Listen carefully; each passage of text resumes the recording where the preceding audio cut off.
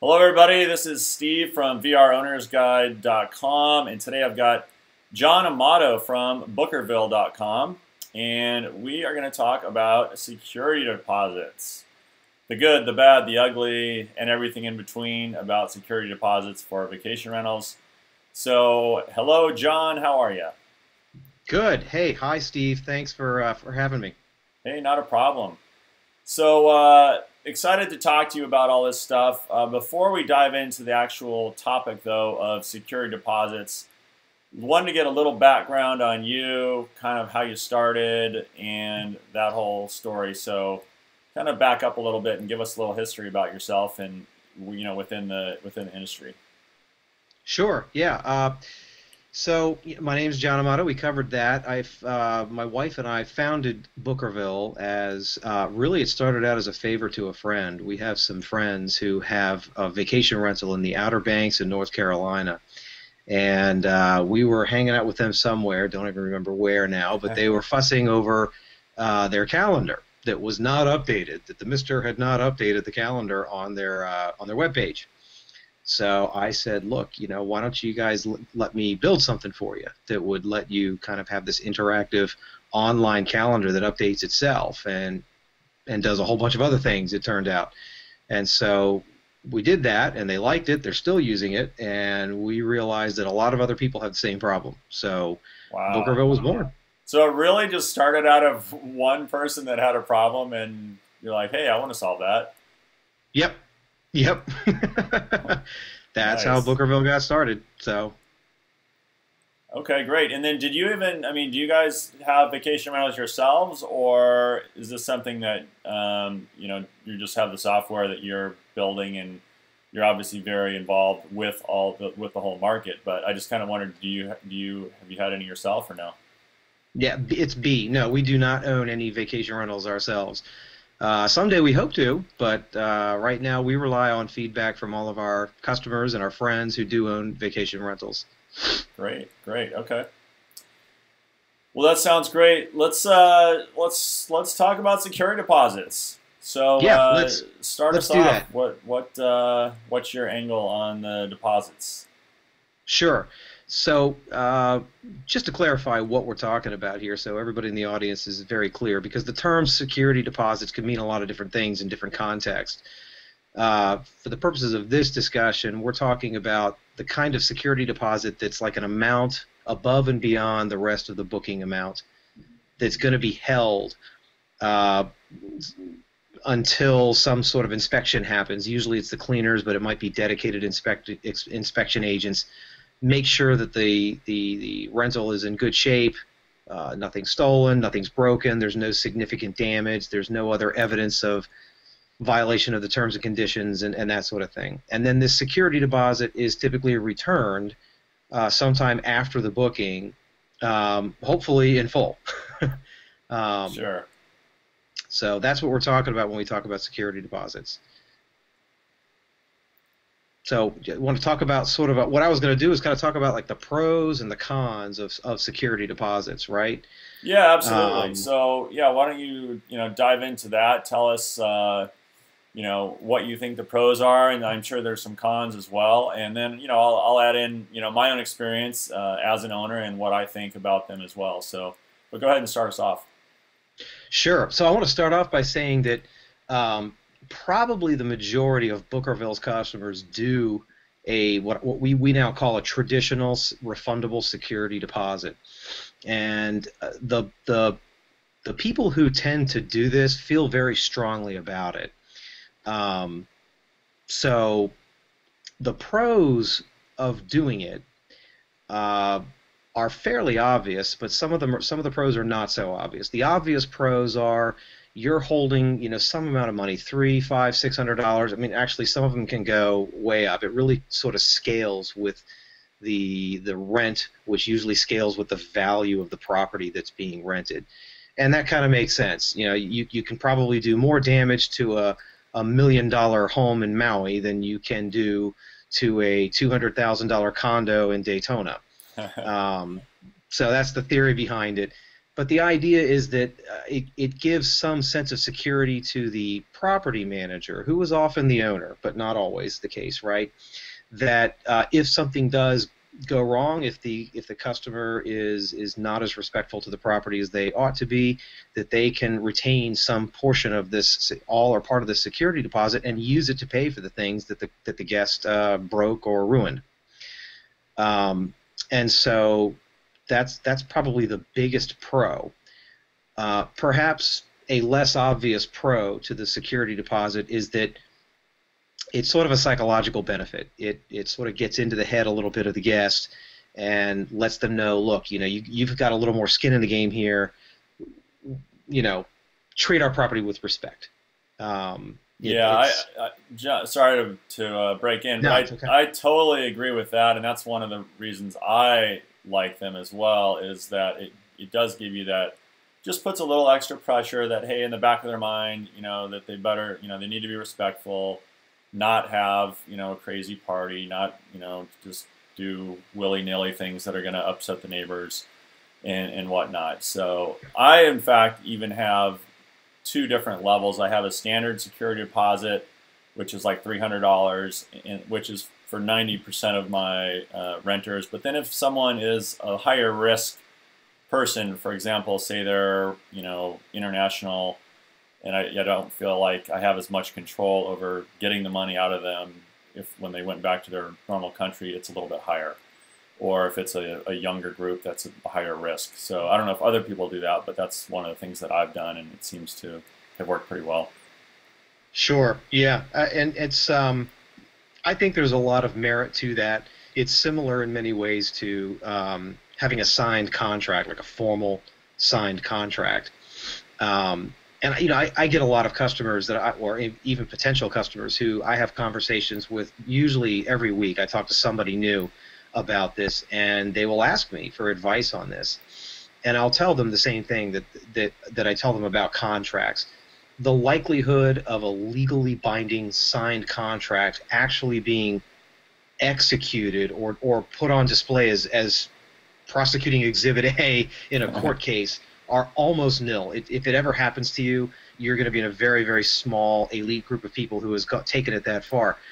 But the idea is really to kind of give somebody a sobering moment of, look, this is our rental property, and we want you to treat it with respect. It just kind of makes the guest think twice about not only treating the property poorly, but also just violating any of the terms and conditions of the stay, which probably also include things like taking out the trash when they're done, leaving the sheets in a certain area for the cleaners to deal with, honoring the maximum occupancy that you're paying for.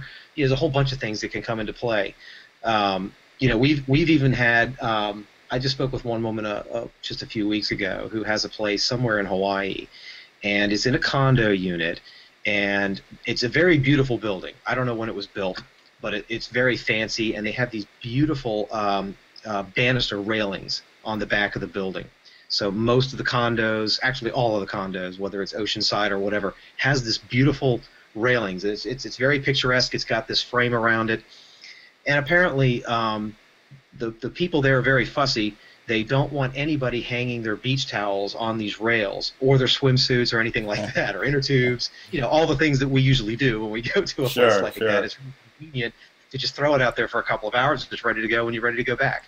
But and you can see from the pictures that it makes it look nowhere near as nice. It's not as picturesque when there's a whole bunch of towels hanging all over the place back there. So there's this rule in the condo, I guess the HOA equivalent in that condo unit, they will charge the owner $100 a day for every, if they see something like that once in that 24-hour period, they get fined $100 for it. Wow. So, yeah, and needless to say, that creates a real problem for a vacation rental because not everybody's acclimated to this rather special rule.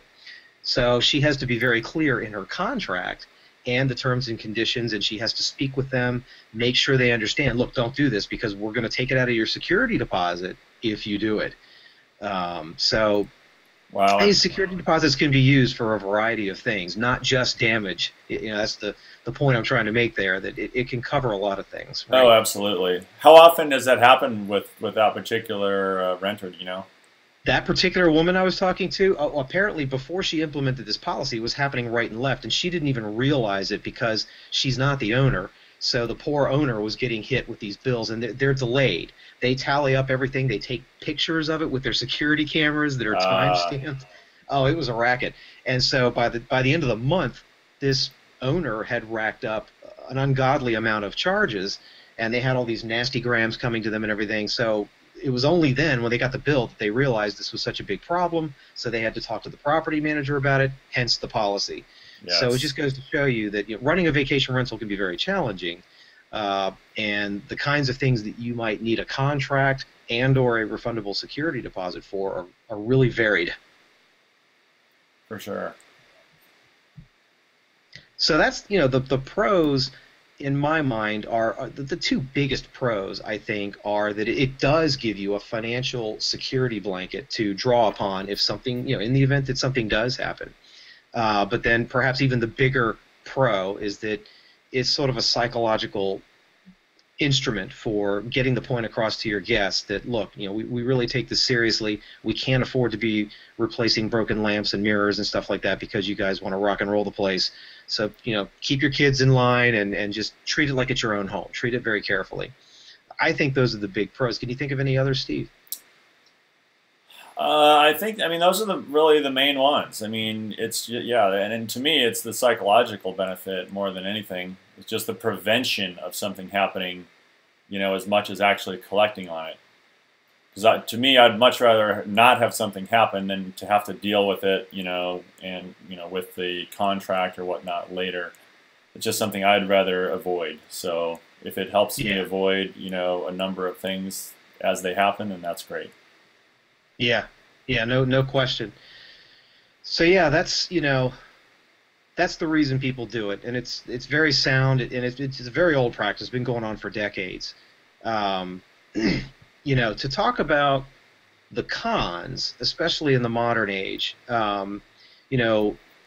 security deposits are a hassle. They really are. And they're a problem from an accounting standpoint. They're a problem from a software standpoint. I don't think guests love them because they don't have to pay these with hotels, for example. They don't have to pay these typically with B&Bs or motels, hotels, or even some vacation rentals are doing away with them in favor of other measures, which we'll talk about in a minute. But so that I would say that's sort of a negative. You have to be very careful about how you present the refundable security deposit, particularly when you are outlining the costs of the booking. You don't want to, well, in certain contexts, and probably in most contexts, you don't want to list that refundable security deposit as part of the booking costs, or at least not in the total. Right.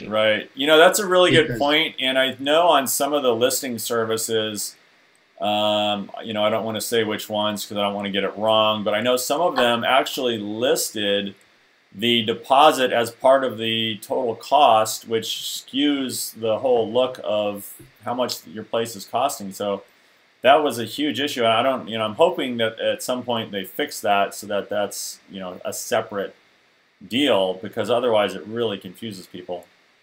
It does, yeah, and it can really cost you business, because obviously if somebody's looking at your rental, which is really only $1,000 for the weekend or the week or whatever it is, but because of your $300 security deposit, if it's being added in there, then it looks like it's $1,300, especially to someone who's just scanning this briefly. They're shopping 10 or 15 other places on you. If the other guy is smarter and says, no, it's just $1,000, apples to apples, who are they going to pick? Well, they're going to pick the $1,000 place. So you just have to be very careful about that. And when you're collecting this as well, if you do emails that automatically invoice this kind of thing, you just want to be very careful that they understand completely what this charge is for. It's something that has to be collected. It's something that has to be returned. You have to remember to return it, obviously, at the end of every booking. And the guest also has to kind of keep this in the back of their mind. I mean, we've paid several. We do this all the time. Our family vacations all over the place, and we very often pay a refundable security deposit. We're happy to do it. But it is kind of hanging over your head. You really have to remember to chase them down and make sure they return it. I would say one of the things that we advise our customers to do if they're going to do a refundable security deposit is to collect it closer to the check-in date. Some people who sign up with Bookerville, for example, people that we talk to who are doing this, they want to collect that as part of the initial payment, or they want to collect it in addition to some other down payment on the booking right when the booking is made, or maybe a few days, within a few days they expect it. The problem with that is, in my mind, twofold. Number one, if the booking, a lot of times people are making bookings that are several weeks, several months, maybe even more than a year in advance, and so you're going to be holding on to this $300, $500, $600, whatever it is, for a very long time.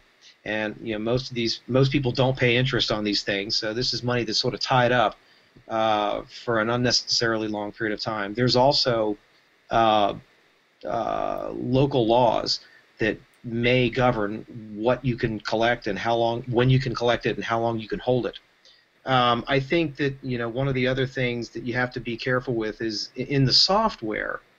If you're using any kind of spreadsheets or some sort of software to run this, you got to make sure that you're accounting for that security deposit in its own bucket, so to speak. It needs its own balance due. It needs its own due dates, its own payment schedule. That sort of thing, because you don't want to commingle those funds. The idea is that refundable security deposit is being held as a special amount. And as we were talking before, also there are even some local, probably some laws, either in where you live or where the vacation rental is located, or even maybe where the guest is coming from, that can govern this. I know in certain counties in Florida, the refundable security deposits and maybe even the rest of the booking amounts have to be put in a special escrow account, believe it or not.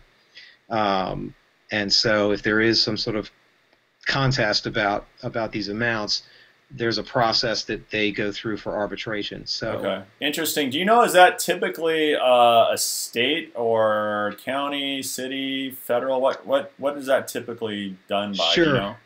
Yeah, it's typically county, and sometimes it can even be overridden or enhanced, so to speak, by local statutes, even at the city or township level. So, for example, the city of Daytona, Florida, which is a huge tourist spot in Daytona, Florida, they have their own set of laws that govern vacation rentals, because there's so many of them there, and it's such a big deal. And so they've developed to match the volume and the issues that have come up over the decades there. So yeah, it's just something you really have to pay attention to and make sure you understand. So make sure everything you're doing is legal, and you may have to explain this either on your website or in your terms and conditions emails or whatever it is you're doing to your guests, just so they understand that it isn't just you coming up with these policies. You're actually kind of you're being forced to by laws. Interesting. Okay.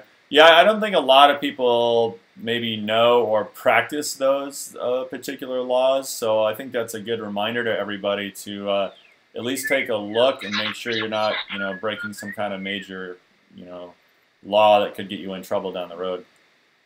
Yeah. It's just one of those things. You got to do your due diligence. You're in business, so you have to kind of make sure that you're abiding by the, doing everything the right way.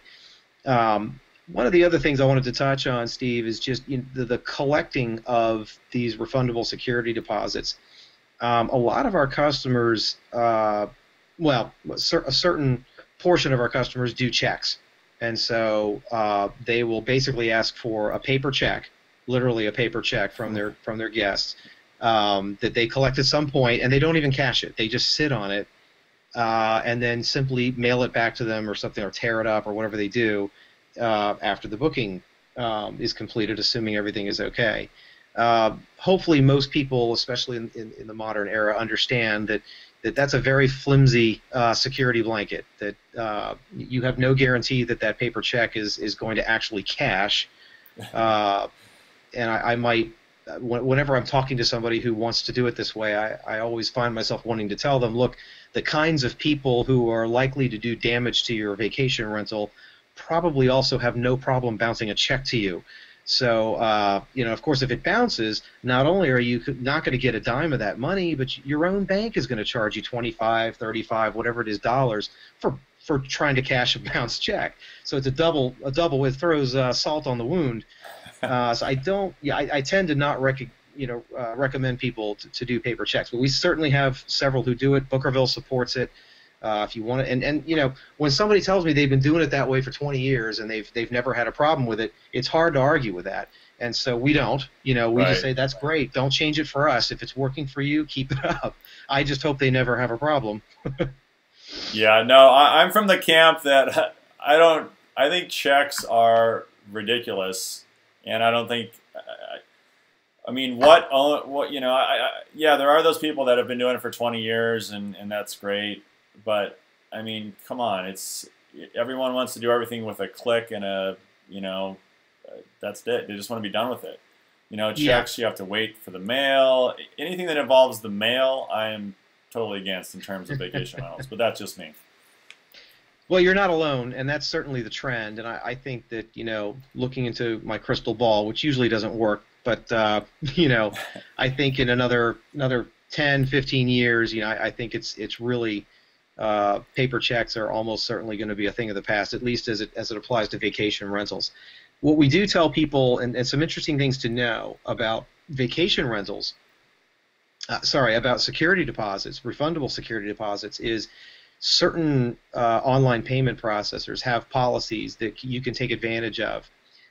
For example, PayPal, which is a very common method of payment for vacation rentals, they will allow you to refund any transaction within 60 days for free. So they reverse all the fees. It ends up being a complete free transaction. You can collect whatever it is, the $300 or whatever it is, and send it right back. The guest doesn't get charged anything. You don't get charged anything. So it's really handy. The only problem is you've only got 60 days to do it. And so this lends further, I don't know what the word is, weight to our recommendation to wait until closer to the check-in date to collect that money. So if you can, we usually tell people, why don't you wait till approximately 30 days before the check-in, because that gives you, for most bookings, that would give you plenty of time to refund that security deposit for free through something like PayPal. How do you deal with the actually securing it though? Because if someone's not paying you anything, they could just as easily say, forget it, I don't want this, and then you've held those dates for who knows how long, and then they back out because they had no skin in the game. So how do you get around that part? Are you talking about for people who don't charge a security deposit, or people who do, or both? Well, yeah, I mean, let's just say that I book dates that are 4 months in advance. Right. So how am I as an owner going to know that the person's committed to actually staying at my place if they don't put any money down? Oh, I see. Right. So what most of our customers do, I can say this, probably about 60% of our customers do it this way. They will collect what we call a prepayment. So when the booking is made, some amount of it is due at pretty much immediately. If they're doing online booking, it's due in 20 minutes, which is configurable, but we recommend 20 minutes. So the dates are held for 20 minutes. You get a ticking timer, on the screen, and it says, look, click here to go to PayPal or OffNet or whatever you're doing to go pay. And the prepayment amount can be anything. It can be the refundable security deposit if you want. Of course, we talked about some of the issues that might occur if you collected that soon, but you can do that. What a lot of people do is just collect some percent of it up front, 10, 20, 30, 50% up front, and then the remainder is due closer to the check-in date. And then somewhere in the contract or the terms and conditions on their website or something like that, there's some verbiage in there that says, look, if you cancel on us 60 days prior, we'll refund you back. If you cancel only 30 days, you get only half of what you paid us, your prepayment, so to speak, back. If you cancel within a week, then you don't get any of it back. And so typically that's how that's done. Keep in mind, the refundable security deposit may or may not be a part of that prepayment. And there are laws that's in some areas, I know there are laws that say you can't use the refundable security deposit to kind of hold over their head the execution of the vacation rental itself. In other words, the refundable security deposit under some conditions is only allowed to be retained if there's actual damage to the property. or some sort of like you stain the carpet or something like that, right? Mm-hmm. Whereas, in other words, you couldn't hold that security deposit because they didn't show up and didn't make their final payment. So that's why some people will do both. They'll say, look, 50% is due right away. The remaining 50% plus this $300 whatever security deposit is due 30 days prior to check-in or 15 days or something like that. Right. Okay. And that's, in terms of the cons, that's, well, and I guess what we talked about just then isn't really a con. It's just perhaps you might file that away in best practices. Just waiting a little bit closer to the check-in date. Again, it depends, on your clientele. It depends on your location, and you'd have to check with your laws as well. An increasingly popular thing that we're seeing, Steve, is property managers are favoring insurance programs over refundable security deposits. Great. Yeah, I want to hear about those. Yeah, I'm getting a lot of inquiries about this now, and in fact, Bookerville's having to develop some interesting integrations in order to make this happen. But essentially, and Bookerville's always offered this. What we started doing about 2 years ago is we made a feature that would let a property manager decide if they want to have a traditional refundable security deposit, or would they rather have this mandatory damage insurance. Or, in fact, 2 years ago, the popular term was waiver, but I understand the term waiver has sort of gone by the wayside. I think it was confusing people, and they're just calling it damage insurance. So if and it's usually a smaller amount that isn't refundable. Everybody pays it, and so if you had a $300 refundable security deposit, you might get rid of that and replace it with a $30 or $35 damage insurance. And I think in most cases, the property managers are using those funds that they collect from the guest to actually pay for a real premium, an actual insurance policy. I know for a fact that other property managers are not doing that. They're literally just pocketing the money and using it. It's sort of a self-indemnification thing where they're using it to pay for damages when they happen, or if not, hey, you pay taxes on it and stick it in your bank. Now, legally, is there any? I mean, is that considered fine, or what's the status of that? It depends. Yeah, this is another one of these things. You're really going to have to do your homework on this.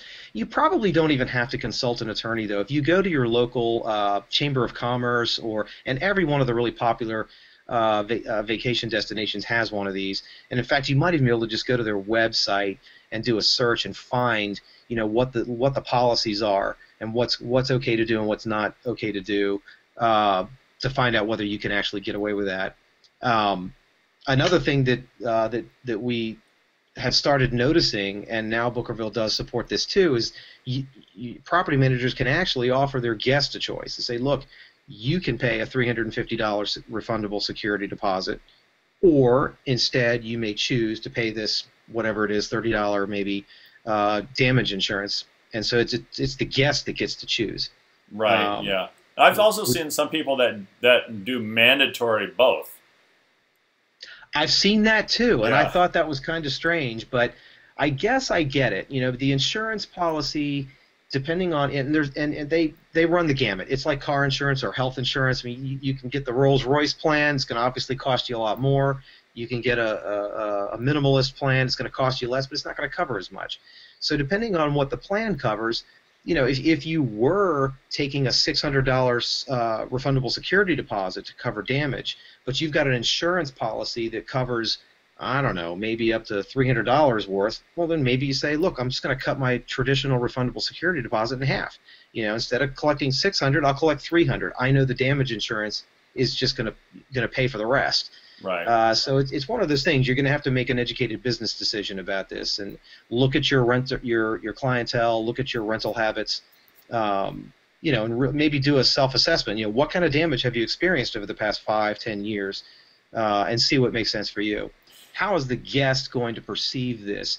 And that's a really interesting question, and we are still kind of learning about this ourselves. some property managers are choosing to just eat that cost. So in other words, they go out and purchase some kind of damage insurance on their unit or units, and they simply pay the premiums for each booking, and they don't expose that to the guest. It's not an extra charge that they slap onto each booking. They just eat it, but they raise their rates by some amount to try to cover it. So that's one tactic. And certainly you can think of a bunch of other expenses of running a vacation rental that function the same way. I mean, you pay an electric bill every month for the vacation rental unit, but you're not going to nickel and dime and charge each guest $20 for electricity. Yeah, exactly. And that's one of the things I was going to say. It's like, because you don't want to make it to the point where you're making the purchase complicated or convoluted, and where you're just making it too many choices where they have to make all these decisions. You want to streamline it somehow so that it's simpler for them. I agree, and that's the advice we give a lot of vacation rental managers. We just tell them, look, if you think that's a concern, just eat the cost and raise your rates to cover it, kind of thing. And then others will actually split it. So if the premium for each booking is, say, $40, maybe the property manager says, look, I'm going to eat 20 of that, and let the guest pay the other 20. A lot of it depends on exactly what your clientele is and what kind of vacation rental it is. My own family, we rent a pretty wide variety of vacation rentals. Most of them are up and down the East Coast because that's where we live. And even just in the Outer Banks of North Carolina, there's a huge variety of vacation rentals. When we go with our friends and we have one or two other families with us, we tend to get a very big deluxe house in the northern part of the Outer Banks, and in Duck, Carla, those kinds of areas. And if you've ever driven through there, it's just one palatial estate after another, and they're very expensive. They can run $10,000–$12,000 a week to rent this. Now, when you're renting something like that and you're splitting it with three other families, and there's a $50 or $60 damage insurance thing on there, they're not going to. We don't bat an eye at that. It doesn't matter. You're like, absolutely. But then again, when we're going to a different part of the Outer Banks where it's much more remote, and we love to do this, I personally favor the really remote areas where there's almost nothing, and we're just renting a tiny little bungalow that's just big enough for my wife and two kids and me. It's a much less expensive rental, and I mean, we might only pay $600, $700, $800 for the week, honestly. Yeah. And if I see a $60 damage insurance on there, it's just going to stand out a lot more, and I imagine that's true for other guests as well. So you really just have to kind of feel it out and do what makes sense for your business. Absolutely. I think another good thing to do too is probably just get a feel for what your competitors are doing in your market. Because a lot of them will show it right in their listings. So all you have to do is go through some listings in your little area, and you'll see kind of what the standard is, and then you can kind of use that as a baseline. No question, and that's a very good point. I mean, you should always check out what your competitors are doing. Make sure you're being competitive. Very often I talk to people who, I ask them, like, what are your competitors doing in your end? They're like, well, I don't know. And I'm like, your occupancy rate is not very high, is it? And they're like, no. I said, well, it's time to go back to the drawing board. Just look what's going on. Make sure that you're reasonably in line with local expectations. Yeah. Absolutely. Yeah. Yep. Very good point. All right. What else? Anything else to cover on the RSDs? Yeah, it's funny you call them that. That's what we call them internally. I don't know refundable security deposit. I haven't yet to hear another property manager other than yourself call it that. But John, I must admit, I only called it that because I knew that's what you called it. Oh, okay.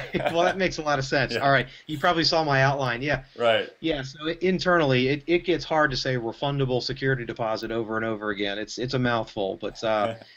Yeah, that's about all I can think of. For now. If I think of something else, I'll forward it to you. Maybe you can put it up on your blog. But those are the big issues that we talk about. I mean, and I talk about refundable security deposits at least once a week with somebody. Yeah. So it comes up a lot. There's a lot of confusion out there. There's a lot of people who just have questions, about what the best policy is. Unfortunately, the answer, as we've sort of talked about here, really just depends on what you expect, what you want to do, what your clients expect. So you just have to, and there's nothing wrong with experimenting. You can try one policy for a couple of months and see how it floats. If it doesn't work, adjust it and move forward. No, that's a great point, and I think I think that applies to everything in the vacation rental business. Is to test, test, test. Try something, see if it works better than what you were doing before. If not, go back to what you were doing before. I mean, it just makes sense to really do that with every aspect. So, so John, I will put your contact information below the video and everything, so people can get a hold of you. Is there any final things you want to say about how, obviously, Bookerville, it seems like from what you've already told us, handles a lot of the different variables that people can possibly do with security deposits. So is there anything else to add to that in terms of what it can or can't do? No, Bookerville has evolved to handle the myriad of scenarios that we, sort of discovered as we, especially in the first couple of years when we were really, getting started. And so it's pretty robust now. I mean, I would say, at least 95% of the time when I'm talking to a prospect who's interested, the security deposit aspect of things is covered by what Bookerville does. The big exception to that is integrated damage insurance, which we are working on now, and we hope to have something available by the first of the new year, and so that would be 2014. So we've chosen to partner with Rental Guardian. I don't know if you've heard of them or not, but they're a relatively big player in the vacation rental space. And so when we get this integrated, people are going to be able to, property managers are going to be able to offer a variety, a tiered approach to damage insurance as well as travel insurance, which is different. We didn't talk about that because it doesn't really relate to refundable security deposits, but it'll all be automated. And so the Bookerville will message the insurance company and let it know that this booking and this guest is going to be there, and here's the premium, and it'll all be automated, just kind of like it is with VRBO and HomeAway and FlipKey and things like that. So nice. Okay. Well, fantastic. John, thanks so much for hanging out today. It's been fun and informative, and maybe we'll do it again some other time. You bet. Let's pick another topic and do it. All right. Thanks so much, John. All right, Steve.